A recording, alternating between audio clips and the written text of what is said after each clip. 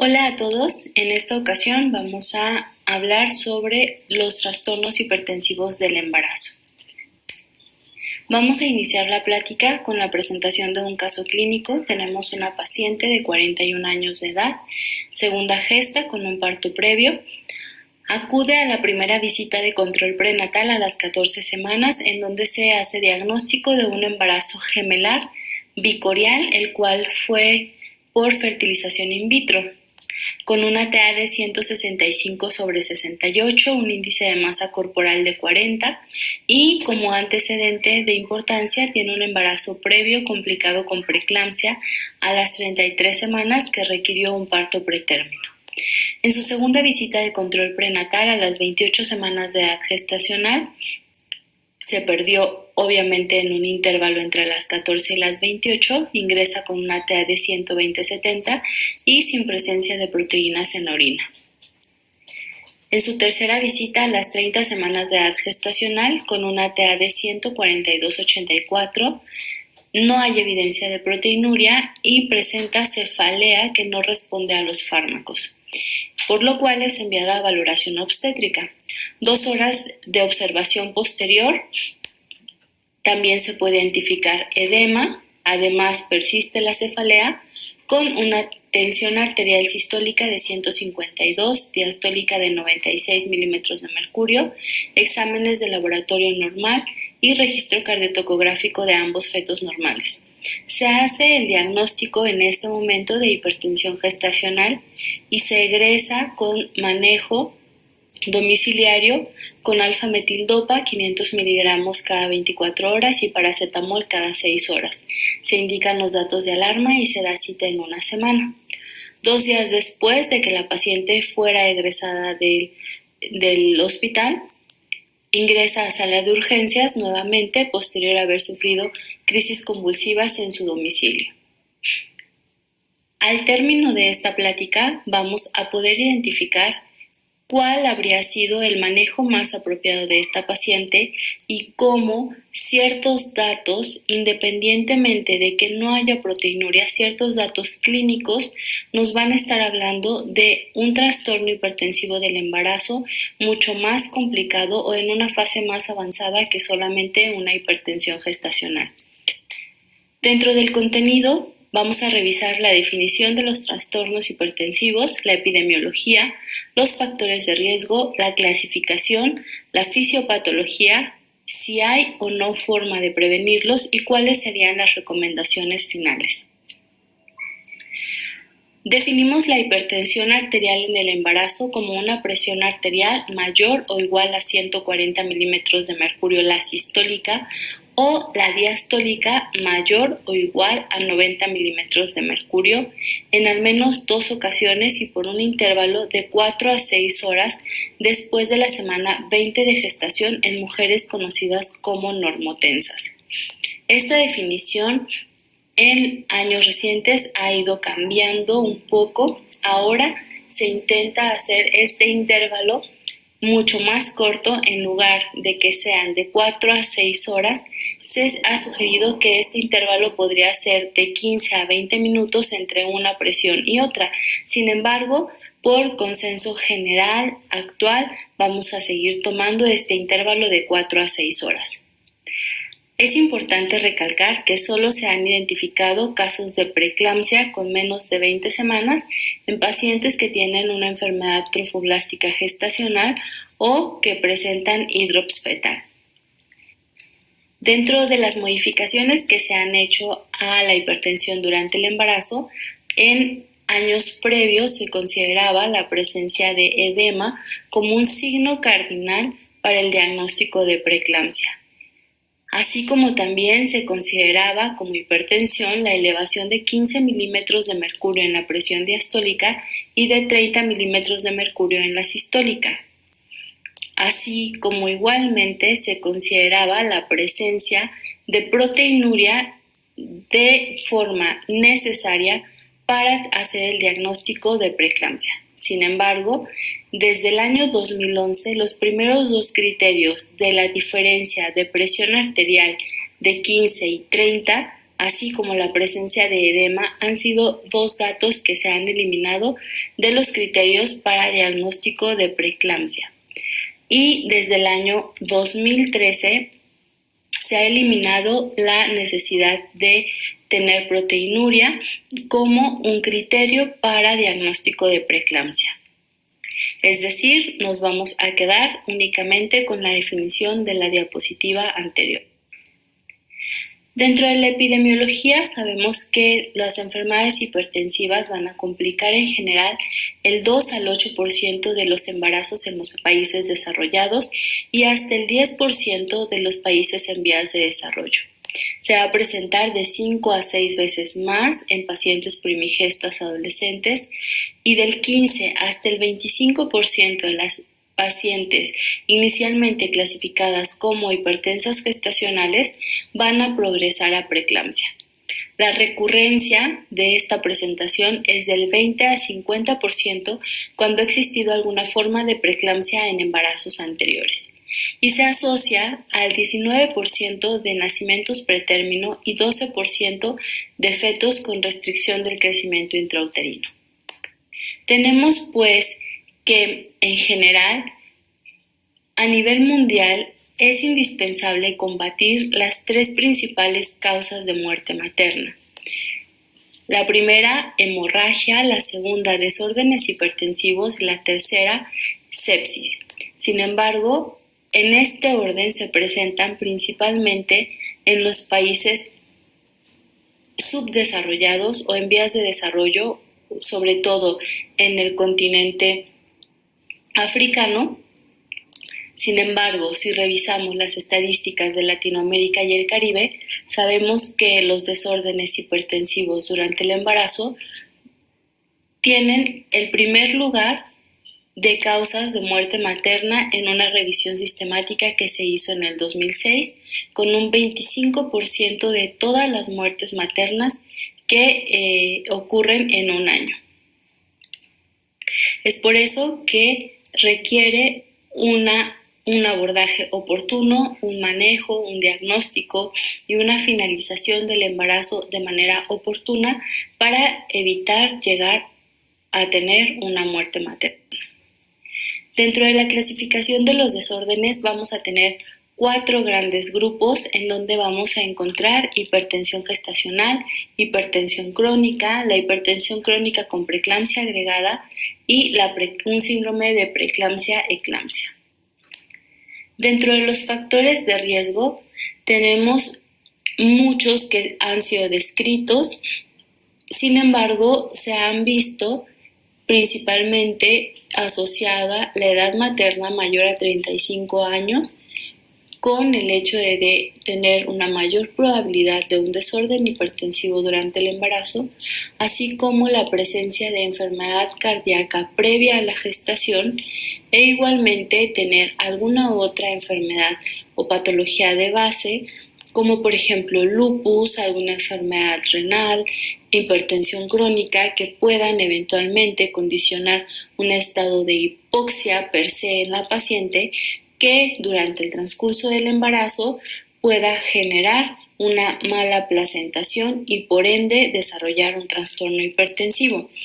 Sin embargo, si nos vamos a los principales determinantes en el desarrollo de preeclampsia, lo que se ha visto es que el hecho de haber tenido un embarazo previo con preeclampsia y más aún haber tenido una preeclampsia de presentación temprana, es decir, antes de las 32 semanas de edad gestacional, es el factor de riesgo más importante para que las pacientes puedan tener preeclampsia en un embarazo subsecuente, y esta asociación se ha visto con un RR de hasta 50. Por eso es indispensable que en cada visita médica o bien en la visita de primer contacto se clasifique a este grupo de pacientes como pacientes con una alta probabilidad o con un alto factor de riesgo para el desarrollo de preeclampsia en un embarazo subsecuente. Dentro del grupo de la hipertensión gestacional sabemos que esta se presenta con una frecuencia de 6 a 17% en las pacientes nulíparas y del 2 al 4% en las pacientes multíparas.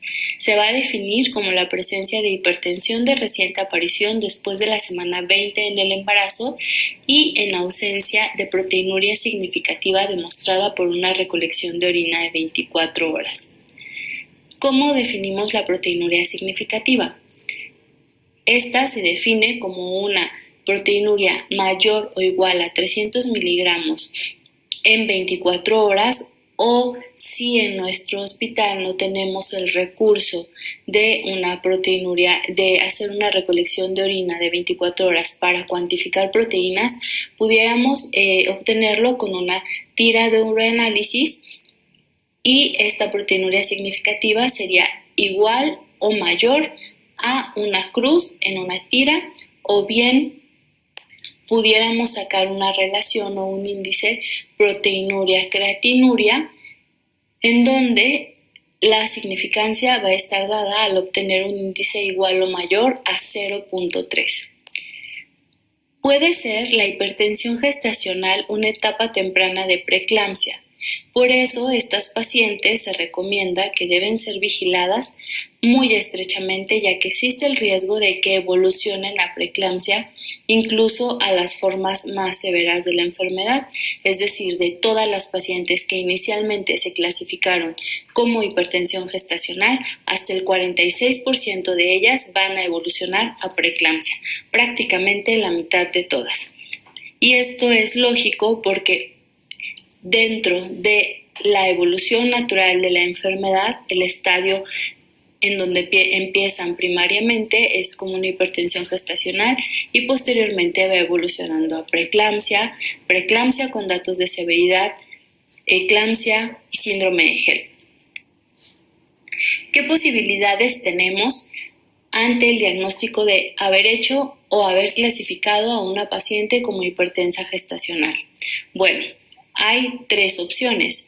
1, que las mujeres no desarrollen proteinuria durante todo el embarazo y hasta las 12 semanas posterior a la resolución, es decir, al término del puerperio, y que la hipertensión remita. Entonces, la paciente habrá cursado como una hipertensión arterial transitoria del embarazo.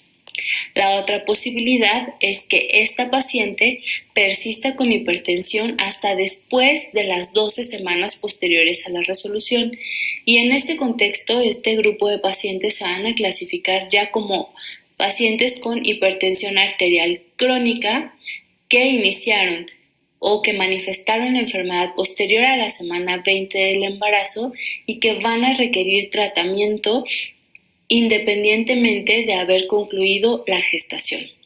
La otra posibilidad es que si en el transcurso del embarazo desarrolla proteinuria significativa o dentro de las 12 semanas posteriores a la resolución, estas pacientes van a ser reclasificadas como pacientes con preeclampsia. El otro grupo de enfermedades hipertensivas del embarazo va a estar dado por aquellas pacientes que ya tienen hipertensión arterial crónica y se va a denominar así a aquellas mujeres que ya se conocen con hipertensión esencial o secundaria previo a la gestación o en aquellas que ya están recibiendo tratamiento antihipertensivo antes de la semana 20. También se va a definir dentro de este grupo cuando se demuestre la presencia de hipertensión antes de la semana 20. Y en mujeres con preeclampsia o hipertensión gestacional que persista luego de 12 semanas de puerperio, también se les reclasificará como pacientes con hipertensión arterial crónica. El siguiente grupo va a estar formado por aquellas pacientes con hipertensión arterial, pero que además a lo largo del embarazo van a desarrollar una preeclampsia agregada. Esta se va a definir como la presencia del síndrome de preeclampsia en mujeres con hipertensión crónica conocida o diagnosticada antes de la semana 20 del embarazo. Va a ser un criterio de preeclampsia agregada en mujeres que con hipertensión crónica sin proteinuria desarrollen proteinuria significativa de nuevo luego de la semana 20 del embarazo. ¿Qué herramientas voy a tener yo como médico para poder hacer el diagnóstico de que en una paciente hipertensa crónica se está agregando la presencia de preeclampsia? Pues bueno, estos son los criterios o los requisitos que debería de tener cualquiera de ellos, puede ser solo uno, para catalogar a esa paciente o reclasificarla ya como una paciente con preeclampsia agregada a su patología de base. El primero, que es lo más llamativo, es que exista la presencia de incremento de la proteinuria basal. ¿Cuánto? En un 50%. Es decir, si en primer trimestre tenía una paciente con hipertensión arterial crónica que tenía un examen de recolección de orina de 24 horas con una proteinuria basal de 200 miligramos y posteriormente presenta una proteinuria a la semana 25 o 26 de edad gestacional, presenta una proteinuria de 400 miligramos, en este contexto la paciente cumple el requisito de que ha tenido un incremento en la proteinuria basal de más del 50%, con lo cual voy a reclasificar a esta paciente como una paciente con preeclampsia agregada. ¿Cuál es el otro criterio que me va a ayudar a diagnosticarlas? Es que presente elevación severa de la presión arterial que previamente se encontraban en control. Por eso se recomienda que cada paciente con diagnóstico de hipertensión arterial crónica lleve una hoja de automonitoreo en donde tiene que registrar sus presiones arteriales, de preferencia todos los días, para poder identificar el momento en el que van a estar aumentando o van a empezar a descontrolarse las cifras de tensión arterial, y esto nos va a ayudar a dictar si la paciente está cursando con una preeclampsia agregada o bien es un descontrol de la TA y va a requerir en algún momento ajustes de tratamiento antihipertensivo. El otro criterio es la presencia de trombocitopenia o anemia microangiopática con o sin elevación de la DHL. Y el último criterio es el aumento en la actividad de las transaminasas hepáticas al doble de el límite superior normal que nos reporte el laboratorio en el que se hizo el estudio. Finalmente, el último grupo va a estar conformado por preeclampsia-eclampsia. La preeclampsia se define como la presencia de proteinuria e hipertensión significativa en pacientes de más de 20 semanas de edad gestacional. Además, se va a definir cuando exista hipertensión en el embarazo con la presencia de un criterio de severidad aún sin proteinuria demostrada. Y la preeclampsia con datos de severidad se va a realizar este diagnóstico en mujeres con preeclampsia, pero que presenten uno de los siguientes criterios de daño a órgano blanco o criterios de severidad. Los que más comúnmente utilizamos nosotros son los de la COG, que fueron modificados en el año 2013, en donde a través de un boletín llegan a la resolución de eliminar el nivel de proteinuria como un criterio de severidad para el diagnóstico de preeclampsia. Entonces, en resumen, vamos a tener que los datos de severidad es una presión arterial mayor o igual a 160 o mayor o igual a 110 milímetros de mercurio, la sistólica y la diastólica respectivamente, y cualquiera de las dos que pudiera estar elevada o ambas ya forman un criterio de severidad. La presencia de proteinuria y oliguria fueron eliminadas en el año 2013 y estas se modifican como daño a órgano blanco el tener, y se hace criterio de severidad, el tener una creatinina sérica igual o mayor a 1.1.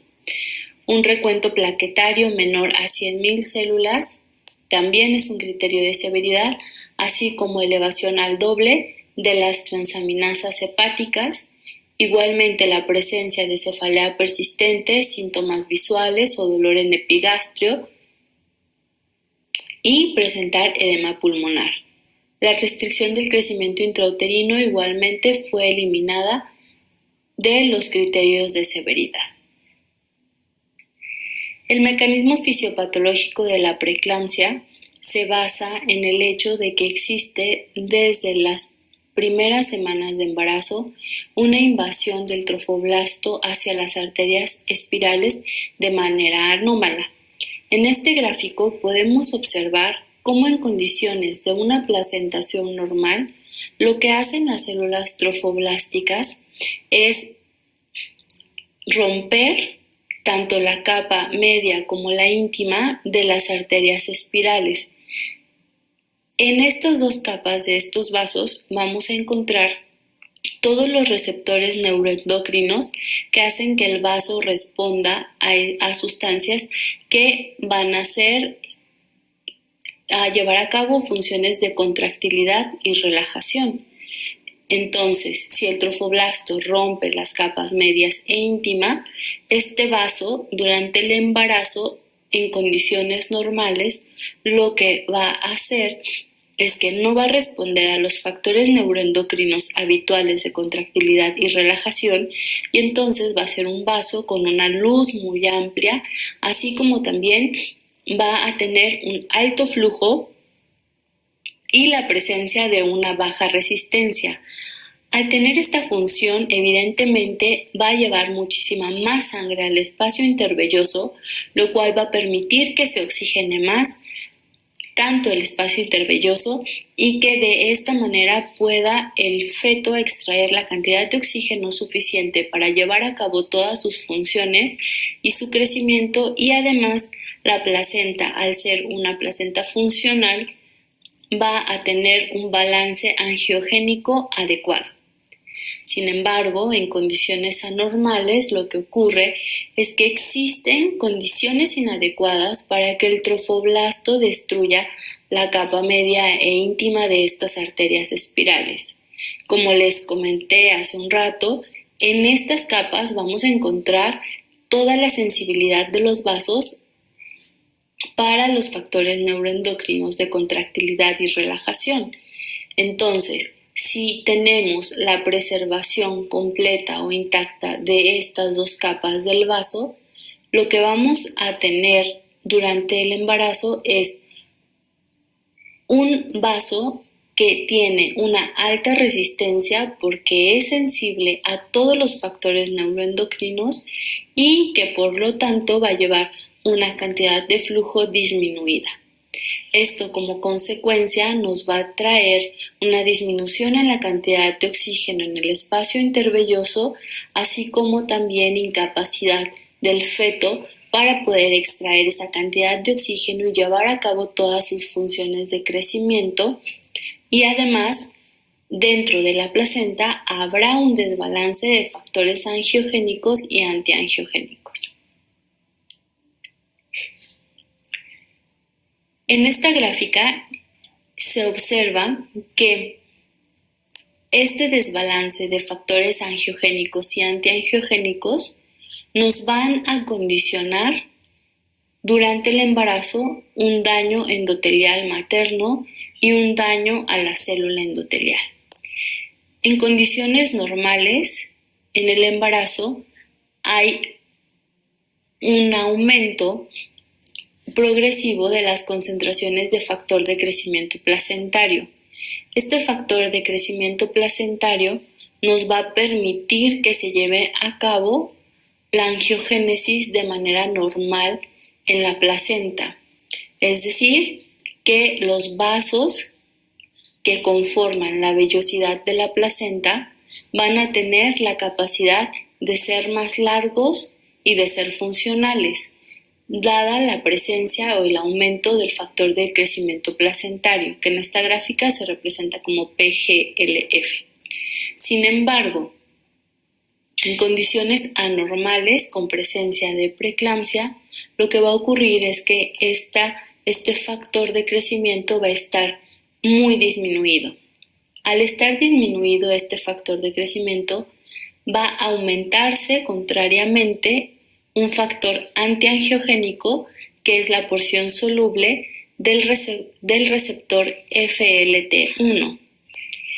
Por lo tanto, consideramos el estado de preeclampsia como un estado de desbalance antiangiogénico, porque normalmente debe haber mayor cantidad de factores angiogénicos y menor antiangiogénico, y en preeclampsia ocurre lo contrario, ya que la porción soluble de FLT1 es muy elevada y es un factor antiangiogénico muy importante y determinante en el daño endotelial secundario y el daño celular.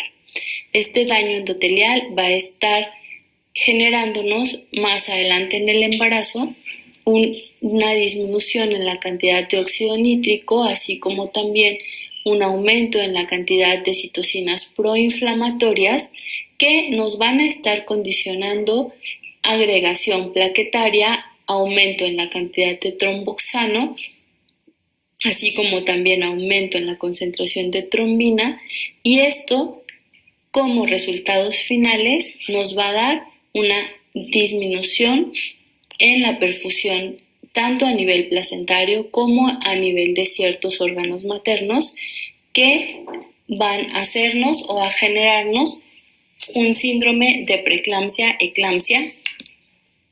Finalmente, podemos tener como resultados en el feto restricción del crecimiento intrauterino, en la madre el síndrome de preeclampsia-eclampsia, que culminen en una coagulación intravascular diseminada, en desprendimiento prematuro de placenta normoinserta, y que obviamente cualquiera de las dos situaciones son críticas y que pueden llevar tanto a la madre o al feto a la muerte.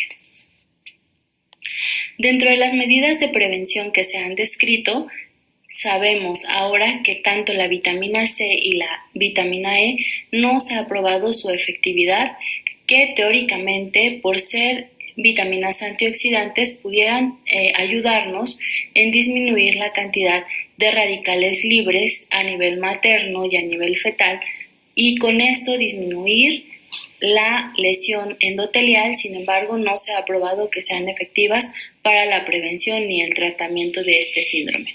El calcio se ha visto que puede ser útil para reducir la severidad de la enfermedad siempre y cuando la paciente forme parte de un grupo de población de riesgo con una ingesta baja de calcio. Si no tiene esa característica, no se ha demostrado su beneficio. La administración de aspirina es un hecho actualmente irrefutable, en donde sabemos que tiene cierto efecto para reducir la presentación de preeclampsia y resultados perinatales adversos, sobre todo en aquellas mujeres que tienen antecedente de preeclampsia de inicio temprano o un parto pretérmino secundario a preeclampsia, por lo cual se recomienda iniciar aspirina al final del primer trimestre del embarazo, que es en donde se ha visto mayor beneficio, o iniciarla hasta antes de las 20 semanas de edad gestacional. Más allá de las 20 semanas no se ha probado que exista un beneficio en la reducción del riesgo para el desarrollo de preeclampsia. No existe beneficio de otras medidas como reducción en la ingesta de sodio o descanso o reposo materno en casa, ni restricción en la actividad física. Finalmente llegamos al punto de las recomendaciones. Aquí tenemos pues que la hipertensión gestacional o la preeclampsia sin datos de severidad van a requerir valoraciones seriadas de síntomas maternos de manera diaria y monitorización de los movimientos fetales. Esto igualmente va a ser lo referido de manera diaria por la madre, así como valoración de conteo plaquetario y de enzimas hepáticas de forma semanal. Igualmente, automonitoreo de la presión arterial domiciliariamente, y que las pacientes lleguen a consulta cada semana a la valoración de exámenes de laboratorio junto con su hoja de automonitoreo de la presión. Con respecto a la hipertensión gestacional, se recomienda la monitorización de la TEA por lo menos una vez por semana, con medición de proteinuria y mediciones semanales de la presión, aunque lo ideal es tener la hoja de automonitoreo de forma diaria. En hipertensión gestacional o preeclampsia con TEAs sistólicas menores a 160 o diastólicas menores a 110, se sugiere que no se administren antihipertensivos. Y en preeclampsia sin datos de severidad, así como también en hipertensión gestacional, requieren un ultrasonido para valorar el crecimiento y el bienestar fetal. En pacientes con un embarazo igual o mayor a 37 semanas que estén cursando con hipertensión gestacional, no se ha observado beneficio de continuar con la gestación, por lo cual se sugiere interrupción del embarazo. Para mujeres con presencia de una tensión arterial sistólica menor a 160 o diastólica menor a 110, no se ha visto que se obtenga un beneficio con el manejo con sulfato de magnesio para prevención de eclampsia. Para mujeres con preeclampsia severa, independientemente de la edad gestacional, se va a recomendar el parto tan pronto como se estabilizan las condiciones maternas. En mujeres con preeclampsia con datos de severidad y que presenten un embarazo menor a 34 semanas, con condiciones maternas y fetales estables, se recomienda continuar el embarazo solo si existen los recursos de cuidados intensivos materno-fetales. Así como también, si se decide el continuar el embarazo aún en estas condiciones, se sugiere aplicar esquema de maduración pulmonar si el embarazo es menor a 34 semanas. Además, se recomienda el uso de antihipertensivos en mujeres con preeclampsia con hipertensión severa si mantienen tensiones arteriales sistólicas mayores a 160 o diastólicas mayores a 110. En todos estos casos, en donde las pacientes cursan con trastornos hipertensivos del embarazo, la vía de resolución va a depender de las condiciones obstétricas habituales, es decir, de la edad gestacional, de la presentación fetal, el estatus cervical y de condiciones de estabilidad maternas y fetales. No es indicativo de cesárea a todos los trastornos hipertensivos del embarazo.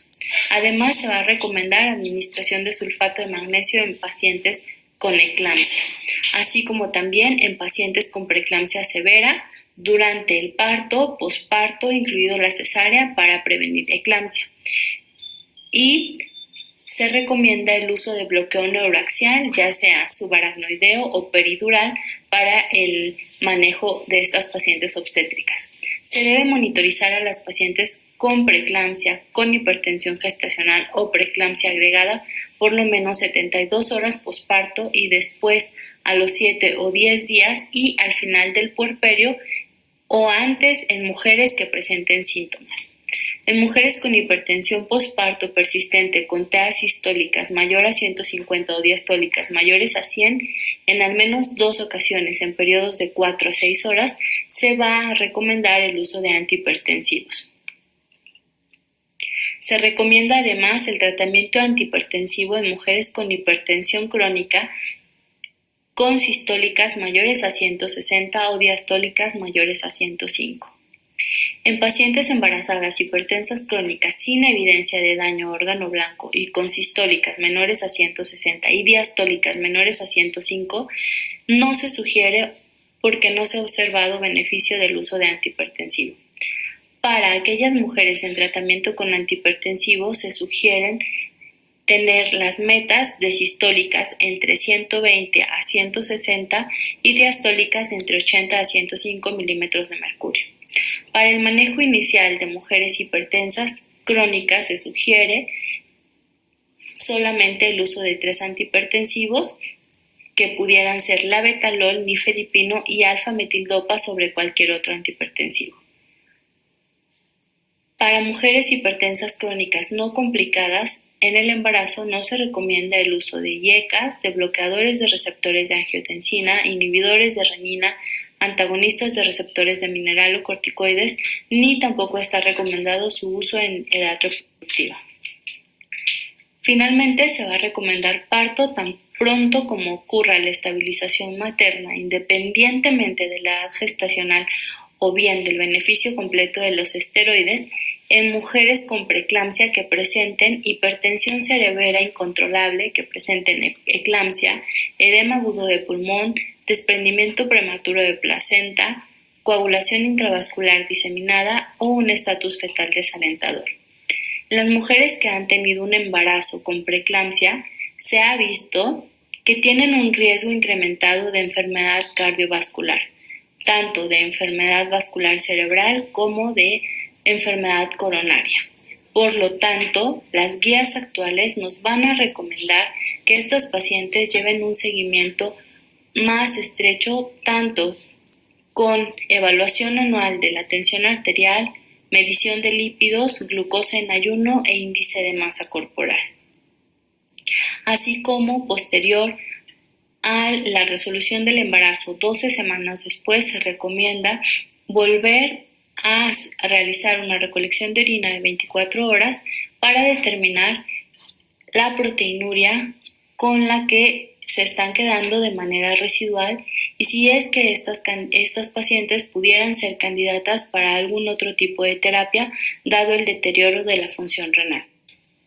Finalmente, les presento este diagrama de flujo que es bastante sencillo para el diagnóstico de enfermedades hipertensivas del embarazo.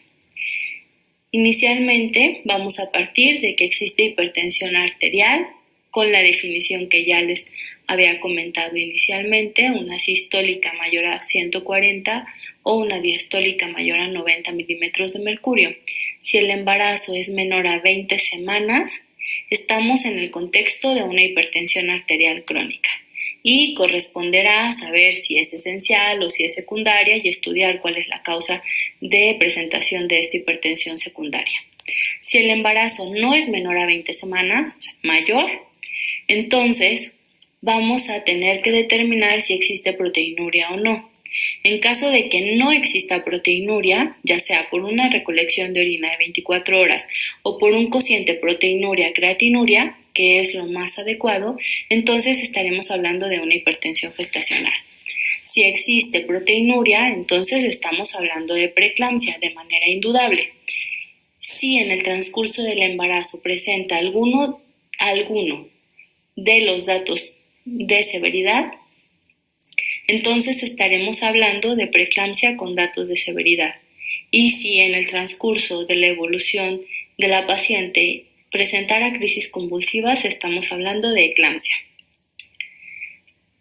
Finalmente, el manejo de la hipertensión gestacional va a estar dada por determinar el momento en el que exista o no proteinuria para reclasificar a la paciente en un estadio diferente de la enfermedad, es decir, ya como preeclampsia, y únicamente va a requerir valoraciones más seriadas.